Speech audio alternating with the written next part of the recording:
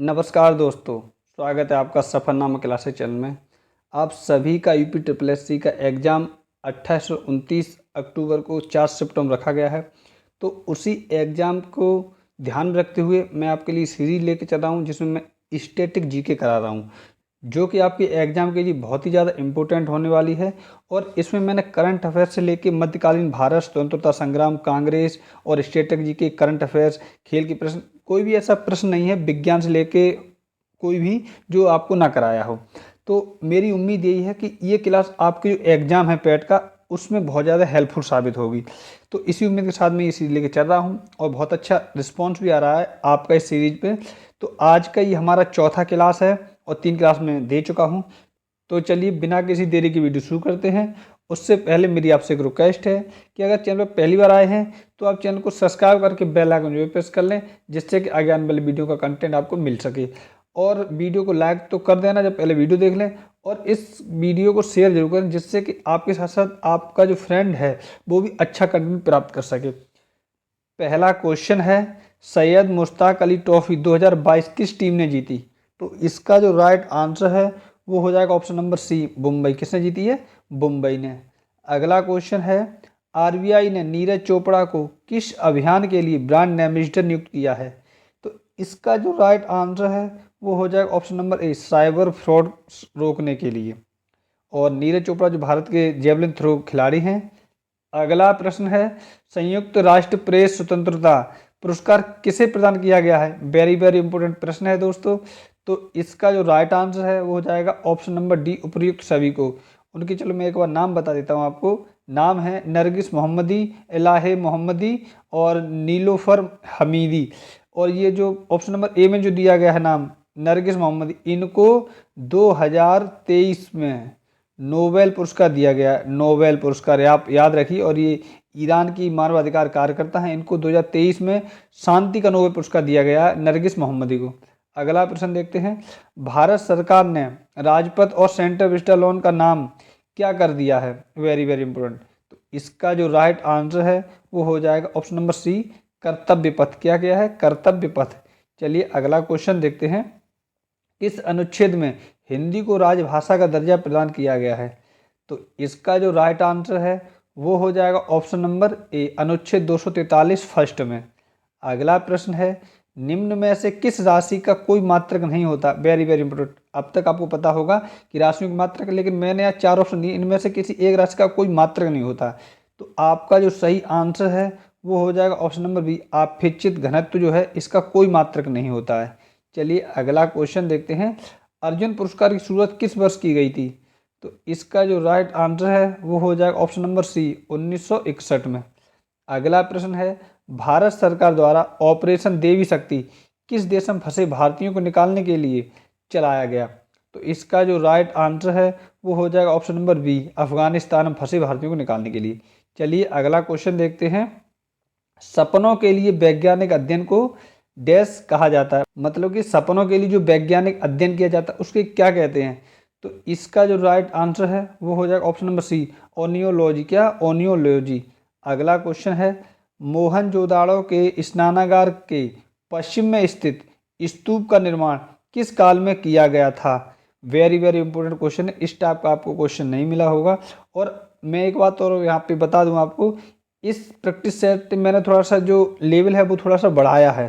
तो इसका जो राइट आंसर है वो हो जाएगा आपका ऑप्शन नंबर ए, कुषाण काल से। किससे? कुषाण काल से। अच्छे से आप देख लें। और इसकी अगर आप फ्री पीडीएफ चाहते हैं तो नीचे मैं डिस्क्रिप्शन में लिंक दे दूंगा, आप वहाँ से टेलीग्राम चैनल से ज्वाइन हो जाइए, वहाँ आपको फ्री पीडीएफ मिल जाएगी और अब तक जो क्लास कराई उनकी मिल जाएगी। अगला क्वेश्चन है, सुप्रीम कोर्ट का ध्येय वाक्य क्या है? आप में बहुत सारे लोगों को नहीं पता होगा। तो इसका जो राइट आंसर है वो हो जाएगा ऑप्शन नंबर बी, यतो धर्मस्थो। अगला प्रश्न है, साल के शुरुआत में कौन सा ग्रैंड स्लैम खेला जाता है? तो इसका जो राइट आंसर है वो हो जाएगा option number C, Australian Open. इसे याद करने की मैंने शानदार ट्रिक बनाई है। और 2023 का जो ग्रैंड स्लैम टूर्नामेंट हुए, ये सभी 4 टूर्नामेंट होते हैं, तो 4 हो चुके हैं। तो इसकी एक शानदार वीडियो ये वाली मैंने कराई है, आप चैनल पर जाके देखिए। और मैंने नीचे डिस्क्रिप्शन में लिंक भी दे रखा है, वहाँ से भी आप देख सकते हैं। अब मैं आपको ट्रिक याद करा दूं कि ये कौन सा टूर्नामेंट कब होता है, याद कर रखें। आप याद रख लें, आफवू। आफवू तो AFWU। तो ए से हो गया ऑस्ट्रेलिया, एफ से हो गया फ्रेंच, और डब्ल्यू से हो गया ब्रिमंडन, और यू से हो गया यूएस। तो आप ऐसे याद रख रहे हैं, मतलब पहले आया ए, फिर एफ, डब्ल्यू और फिर यू, इस तरह से आप याद कर लें। तो पहले क्या आया ए, तो ऑस्ट्रेलियन ओपन पहले खेला जाता है। चलिए अगला प्रश्न है, यूट्यूब के नए सीईओ कौन बने हैं? तो इसका राइट आंसर हो जाएगा नील मोहन। और नील मोहन जो है इनका संबंध भारत से है, और भारत के लखनऊ से, कहाँ से है? लखनऊ से इनका संबंध है। अगला प्रश्न है, वन्यजीव संरक्षण अधिनियम 1972 के तहत राष्ट्रीय वन्यजीव बोर्ड के अध्यक्ष कौन होते हैं? Very very important. तो इसका जो राइट आंसर है वो हो जाएगा ऑप्शन नंबर ए, भारत के प्रधानमंत्री ही वन्यजीव बोर्ड के अध्यक्ष होते हैं। अगला प्रश्न है, नामेरी राष्ट्रीय पार्क किस राज्य में स्थित है? Very very important. तो नामेरी जो राष्ट्रीय पार्क है इसका जो राइट आंसर है वो हो जाएगा असम में है। कहाँ है? ऑप्शन नंबर ए, असम सही है। अगला प्रश्न है, 2018 एशियन खेलों में भारत पदक तालिका में किस नंबर पर था? Very very important. तो इसका जो राइट आंसर है वो हो जाएगा ऑप्शन नंबर डी, 6वें नंबर पर। किसमें था? 6वें नंबर पर। और 2023 के एशियन गेम में भारत ने कुल 107 पदक जीते हैं, और भारत अंक तालिका में 4थे नंबर पर रहा, पहले नंबर पर चीन रहा। चलिए अगला क्वेश्चन देखते हैं। क्वेश्चन है आपका, भारत में आयोजित G20 सम्मेलन 2023 की थीम और लोगो क्या है? तो इसका जो राइट आंसर है वो हो जाएगा ऑप्शन नंबर डी, वसुधैव कुटुंबकम। इसकी थीम थी वसुधैव कुटुंबकम, और लोगो जो था वो कमल के फूल में पृथ्वी रखी हुई थी ऊपर से। चलिए अगला क्वेश्चन देखते हैं। क्वेश्चन है आपका, खंजर युद्ध अभ्यास भारत और किस देश के मध्य हुआ? तो इसका जो राइट आंसर है वो हो जाएगा ऑप्शन नंबर एक, किर्गिस्तान के, इसमें किर्गिस्तान के मध्य। चलिए अगला क्वेश्चन देखते हैं। 14वां आईसीसी क्रिकेट विश्व कप 2027 का आयोजन कहाँ होगा? जैसा कि आप सभी लोगों को पता है कि 2023 का आईसीसी वर्ल्ड कप भारत में हो रहा है, और अभी इसका आयोजन चल रहा है, और इसका जैसे आयोजन खत्म होगा, पूरा समाप्त हो जाएगा, तब मैं एक शानदार से वीडियो लेके आ जाऊंगा आपके लिए।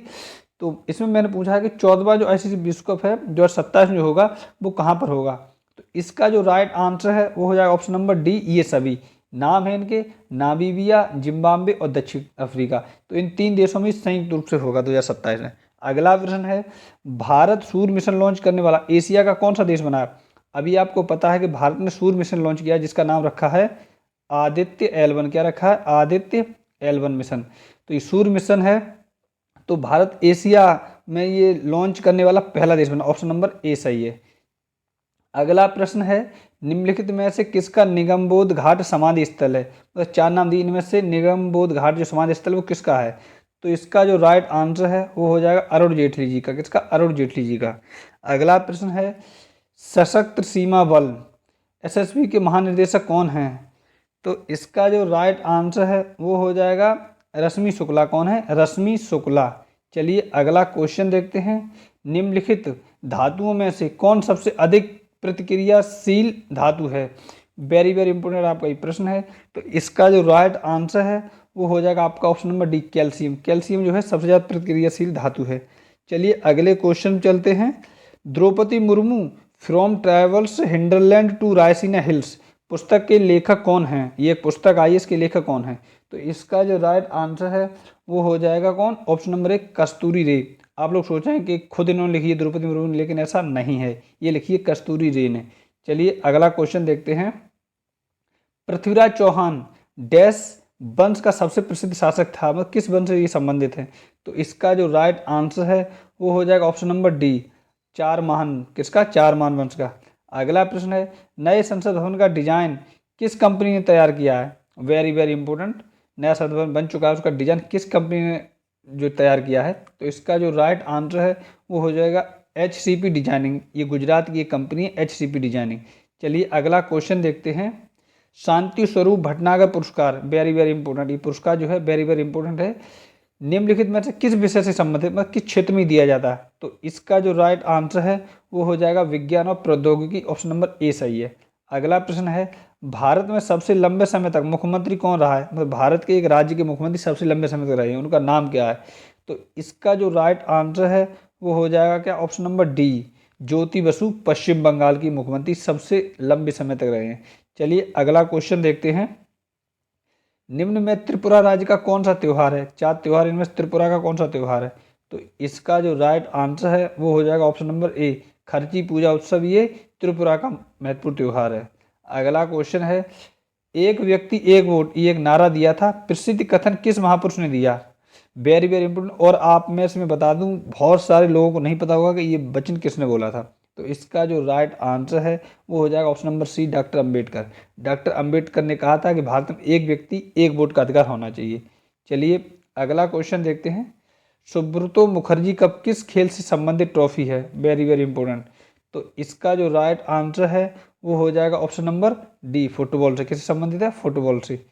अगला प्रश्न है, नीलमणि फुकन का निधन हो गया, उन्हें किस वर्ष ज्ञानपीठ पुरस्कार मिला था? तो इसका जो राइट आंसर है वो हो जाएगा ऑप्शन नंबर बी, 2021 में। कब मिला था? 2021 में। और ये असमिया कवि थे। कहाँ के? असम के ये कवि थे, असम भाषा में लिखते थे। अगला प्रश्न है, वायु में प्रकाश की गति कितनी होती है? Very very important. वायु में जो प्रकाश की गति है वो कितनी होती है? तो इसका जो राइट आंसर है वो हो जाएगा ऑप्शन नंबर ए, 3 × 10⁸ मीटर प्रति सेकेंड।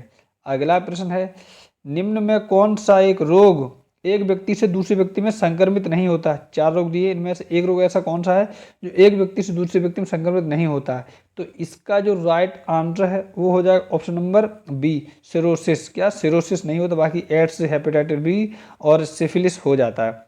अगला क्वेश्चन है, अल्लाह रखा खान कौन सा वाद्य यंत्र बजाते थे? Very very important. तो इसका जो राइट आंसर है वो हो जाएगा ऑप्शन नंबर डी, तबला। अल्लाह रखा खान जो तबला वादक थे। अगला प्रश्न है, पहली बार आयोजित आईसीसी अंडर-19 महिला टी20 विश्व कप 2023 का खिताब किस देश ने जीता? तो इसका जो राइट आंसर है वो हो जाएगा option number B, Bharat. Bharat ने जीता है। और शेफाली वर्मा जो है इसकी कप्तान थी और इंग्लैंड को हरा के जीता। किसे? इंग्लैंड को हरा के जीता है। और जो इसका आयोजन है वो दक्षिण अफ्रीका में हुआ था। कहाँ हुआ था? दक्षिण अफ्रीका। और शेफाली वर्मा इसकी कैप्टन थी। चलिए अगला क्वेश्चन देखते हैं, वर्तमान में इसरो के अध्यक्ष कौन हैं? तो इसका जो राइट आंसर है वो हो जाएगा option number C, S Somnath. कौन है? एस सोमनाथ। और अभी हाल ही में इसरो ने अपना चंद्रयान-3 लॉन्च किया था, वो सक्सेसफुल भी रहा है। अगला क्वेश्चन है, पूर्वांचल की पहाड़ियाँ भारत को किस देश से अलग करती हैं? Very very important. जो पूर्वांचल में पहाड़ियाँ स्थित हैं वो भारत को किस देश से अलग करती हैं? तो इसका जो राइट आंसर है वो हो जाएगा ऑप्शन नंबर डी, म्यांमार से। किससे करती हैं? म्यांमार से अलग। चलिए अगला क्वेश्चन देखते हैं, फिलीपींस के नए राष्ट्रपति कौन बने हैं? फिलीपींस एक देश है, उसके नए राष्ट्रपति कौन बने हैं? तो इसका जो राइट आंसर है वो हो जाएगा option number B, Ferdinand Marcos junior. अगला क्वेश्चन है, हिंद महासागर में सबसे छोटा द्वीप कौन सा है? Very very important. तो इसका जो राइट आंसर है वो हो जाएगा ऑप्शन नंबर सी, मालदीव। कौन सा? मालदीव सबसे छोटा द्वीप है। ये हैं आपके टॉप 40 क्वेश्चन जो आपके यूपी SSSC पैट के एग्जाम के लिए हैं। उम्मीद करता हूँ इस क्लास से आपके एग्जाम जरूर हेल्प मिलेगी, और ऐसी भी उम्मीद करता हूँ कि आप हमें सपोर्ट करेंगे। और जब तक आपके एग्जाम हो नहीं जाता मैं आपके लिए रोज़ एक क्लास आपको ये प्रोवाइड कराऊंगा। और अब मैं आपको बता दूं कि मैं अब लेवल अप कर रहा हूँ थोड़ा सा। हो सकता है आपको लगे अजीब सा क्वेश्चन, लेकिन लेवल अप करूँगा। तो चलिए मिलते हैं नेक्स्ट क्लास में। तब तक आप अपना और अपनी फैमिली का ख्याल रखें और अपनी पढ़ाई को करते रहें। धन्यवाद दोस्तों।